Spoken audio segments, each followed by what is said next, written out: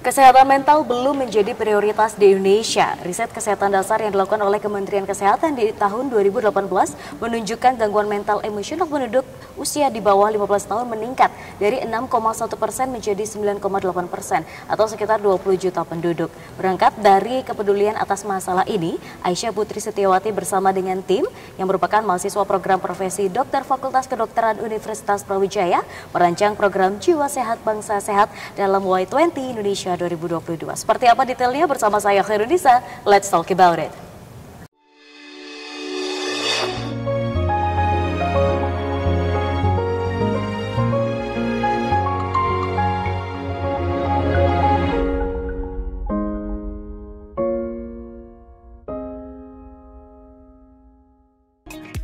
Ya pemirsa, kembali lagi bersama kami dalam program Let's Talk. Pada episode kali ini kita akan berbincang dengan narasumber yang bergabung dalam agenda Y20 yang mengangkat program Jiwa Sehat Bangsa Sehat. Yang adalah Aisyah Putri Setiawati yang merupakan mahasiswa program profesi Dokter Fakultas Kedokteran Universitas Brawijaya. Kita sapa terlebih dahulu.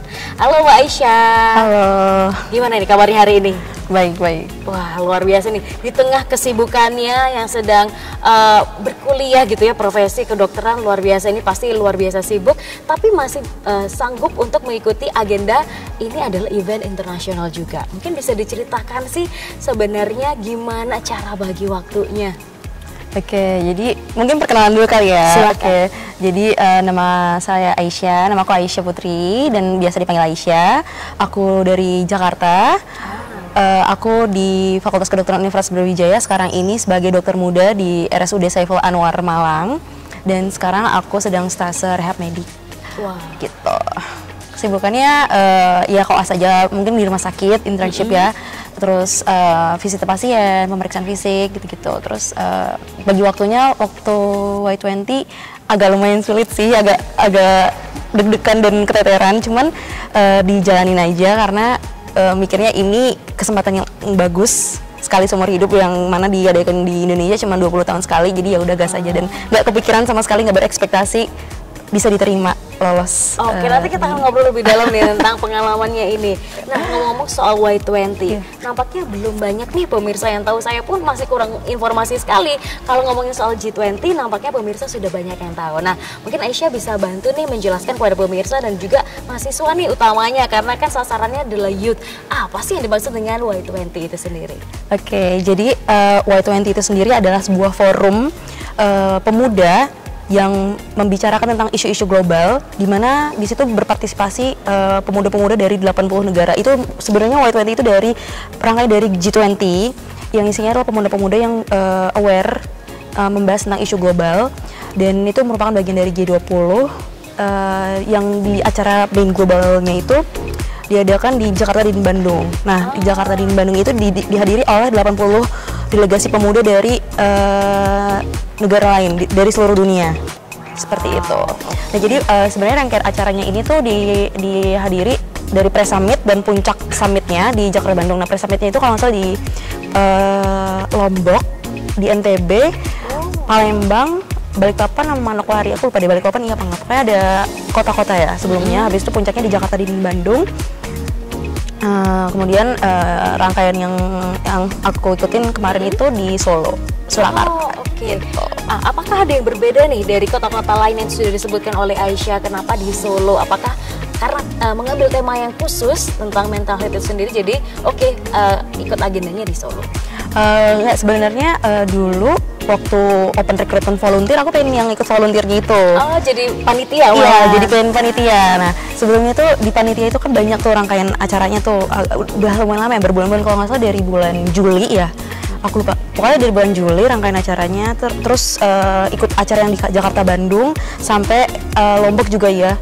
Iya, terus nah aku karena sibuk koas, jadi aku nyari-nyari waktu yang kosong yang ini, yang di Solo ini, yang di Surakarta ini gitu. Nah, yang di Surakarta ini aku jadi delegates gitu. Jadi delegasi, jadi bukan jadi panitia, seperti itu.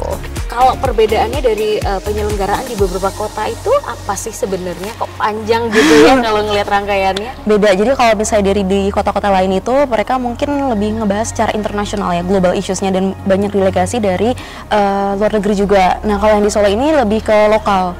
itu lebih banyak orang-orang dari pemuda Indonesia itu sendiri. Dan di Alila Solo ini kita ada tema yaitu Suara Pemuda, karena diadakannya di bulan Oktober, yaitu sesuai dengan tanggal Sumpah Pemuda, Hari Sumpah Pemuda tanggal 8 Oktober 2022. Nah kemarin itu memang membahas Sumpah Pemuda dan merupakan rangkaian dari Gaung Muda Y20, rangkaian acara dari Y20 yang membahas tentang 4 isu prioritas. Jadi 4 prioritas itu ada Sustainable and Livable Planet, Digital Transformation, Youth Employment, dan Diversity and Inclusivity. Tuh.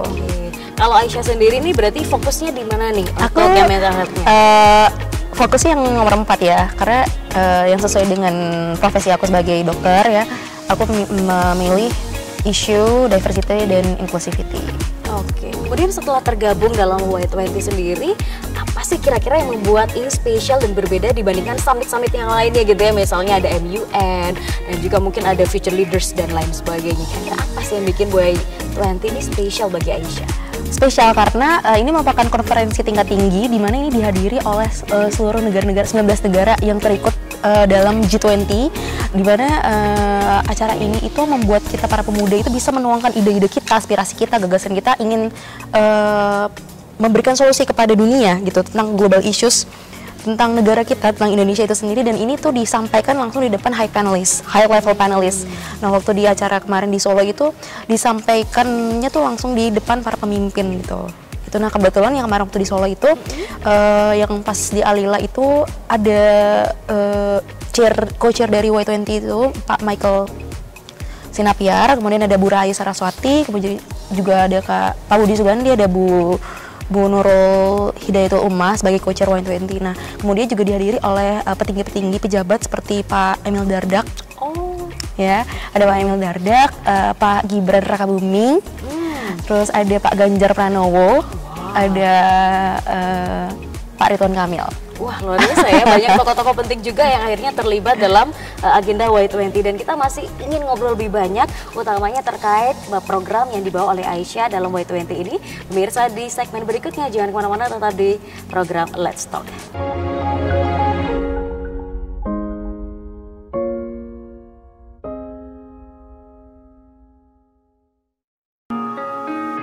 Ya, mana yang kau pilih? Memberi perhatian atau berusaha tak peduli? Dan mana yang lebih melelahkan, berjuang atau melupakanmu kini? Tak lelahkah kau berpura-pura untuk mendapatkan perhatianku? Aku tak peduli, ku tak tahan lagi. Ku sudah tak punya waktu untukmu lagi. Is anybody real here? Is anybody real here? Aku tak peduli.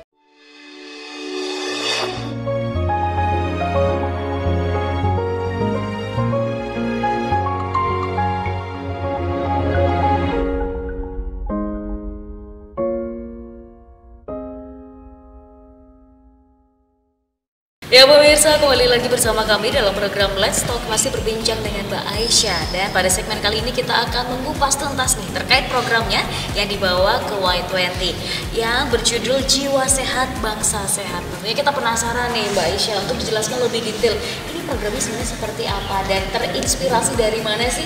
Karena rima belakangnya ini cakep banget, sehat dan juga sehat juga. Nah, silahkan. Oke, jadi pertamanya itu kita bertim ya. Bertim itu berlima, satu kelompok 5 orang. Jadi ada aku, ada Dokter Arya, ada Kak Boni, Kak Lydia, sama Kak Sony. Nah, jadi itu dari masing-masing kami itu punya background yang berbeda-beda. Dari aku sendiri kan aku koas dari UB. Nah, Dokter Arya ini dari Fakultas Kedokteran Air. Terus Kak Boni, Kak Lydia ini, Kak Boni kalau dari UGM. Kak Lydia ini dari emang kerja di startup komunitas mental health, sama Kak Sakti juga. Kak Sakti ini dia memang bekerja di komunitas mental health. Nah, kita ini karena punya interest yang sama, ingin membuat stigma negatif pada para orang-orang penyintas mental illness itu berkurang. Jadi kita bikin program yang namanya Jiwa Sehat Bangsa Sehat. Apa mungkin Aisyah pernah bersinggungan langsung nih dengan rekan atau siapapun yang berkaitan dengan mental health? Biasanya kalau pernah menjumpai langsung tuh akhirnya ngena banget dalam penelitiannya.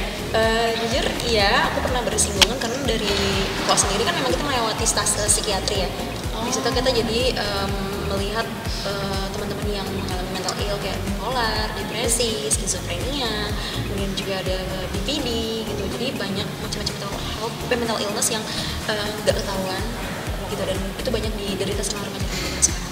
Nggak cuma itu, jadi ada juga teman-teman aku yang memang mengalami masalah mental illness dan mereka tuh merasa malu untuk pergi ke profesional terapis gitu. Jadi curhatnya ke aku gitu. Nah aku tuh mikir kayak kita nih sebagai manusia juga perlu aware sama kesehatan mental gitu. Jadi nggak cuma kesehatan fisik, karena kesehatan mental itu juga penting karena dia mempengaruhi kegiatan sehari-hari kita. Oke, wah ini menarik banget. Tapi tadi yang bikin aku penasaran, karena tim ini berada di kota-kota yang berbeda. Ini perjalanannya di mana? Apa memang pernah riset banget? Jadi gini, sebelum kita ngebentuk tim itu dari Y20 itu sendiri diadain online pitching. Jadi semua peserta yang lolos itu dikumpulin di Zoom meeting, isinya kayak 200 partisipan gitu. Jadi dari semua pendaftar seluruh Indonesia yang lolos dimasukin ke online pitching di Zoom itu. Nah nanti kita masing-masing presentan itu harus presentasi sama ide-ide kita per individu gitu. Nah per individu itu presentasi tentang ide kita selama 5 menit. Nah terus nanti kan kita nontonin juga punya orang lain tuh, partisipan yang lain. Nah kita gabung di Zoom meeting itu chat gitu, kita ini yuk collab gitu, disuruh berkolaborasi kayak gitu. Jadi ngebentuknya dari situ. Nanti kita rapat diadain selama 10 hari, kita dikasih waktu 10 hari untuk ngebentuk program apa yang akan dimasukkan ke dalam Y20 Communique gitu. Nanti dipresentasikan di Alila Solo gitu. Kemudian muncullah jiwa sehat bangsa sehat, iya. Karena semangatnya juga untuk Indonesia gitu ya, karena diadakan tanggal 28 Oktober itu sendiri. KIE, komunitas informasi. Ini ada, ya ini kan ada apa nih Kak? Nanti aku pancing satu-satu gitu ya. Jadi lanjut aja ya, nanti yang komplain bagian mana itu langsung kamu jelasin aja. Nanti kita sambung ke yang tadi. Jadi nggak mau ya. Sebelum dari awal nggak sih? Yang pertanyaan ini? Iya, pertanyaan yang ini aja. Maksudnya penjelasannya nggak usah perlu dari awal banget kamu jawab. Ya, yang jelasin soal tim dan sebagainya kan nggak perlu tuh. Oh ya, cuma pertanyaan aja yang berkaitan dengan strategi. Ini kurang 2 menit kok cuma. Oh iya, 2 menit doang. Ya nanti kan kalau saya kan bisa nyambung ke segmen berikutnya. Oke, siapa? 3, 2. Nah, berbicara berkaitan dengan program Jiwa Sehat dan Bangsa Sehat nih, tentunya pemirsa juga penasaran. Ini visi-misinya seperti apa sih sebenarnya? Oke, jadi visi-misi dari program kami adalah kita ingin memberikan edukasi pada masyarakat tentang pentingnya menjaga kesehatan mental. Oke, yang kedua kita ingin memberikan informasi kepada teman-teman terkait bahaya melakukan tindakan-tindakan yang menyakiti diri sendiri gitu. Jadi kita melakukan pencegahan tindakan-tindakan yang bahaya bagi para penyintas mental ill. Kemudian kita juga ingin mengurangi stigma negatif pada penyintas mental ill di masyarakat Indonesia. Oke, baik. Nah, saya juga baca di artikel bahwa turunan dari program ini ada 8 strategi. Nah, kita ini ulik satu persatu gitu ya. Yang pertama dulu nih berkaitan dengan KIE atau komunikasi, informasi, dan edukasi mental health. Seperti apa sih ini? Jadi itu kita melakukan sebuah konseling, informasi dan edukasi terkait mental health di platform digital. Nah itu tuh kita menjelaskan pada teman-teman apa saja sih mental ill yang ada di buku pedoman kita, buku pedoman ilmu kesehatan jiwa ya, sesuai dengan PPDGJ. Kemudian kita juga memberikan platform edukasi kepada teman-teman tentang pentingnya menjaga kesehatan mental. Kemudian simptom-simptomnya apa aja, kemudian when to know when we want to consult or ask for help. Oke, wah menarik nih. Dan pemirsa, kita masih ada 7 strategi lagi yang ingin kita dengarkan nih dari programnya Mbak Aisyah. Tapi di segmen berikutnya jangan kemana-mana, tetap di program Let's Talk.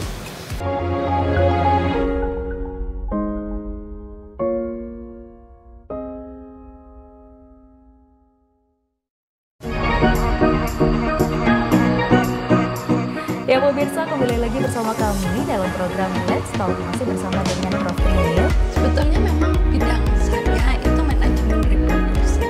Ya pemirsa, kembali lagi bersama kami dalam program Let's Talk, masih berbincang dengan tema ekowisata bersama. Ekowisata ini sebenarnya konsep baru. Jadi konsep ini lahir setelah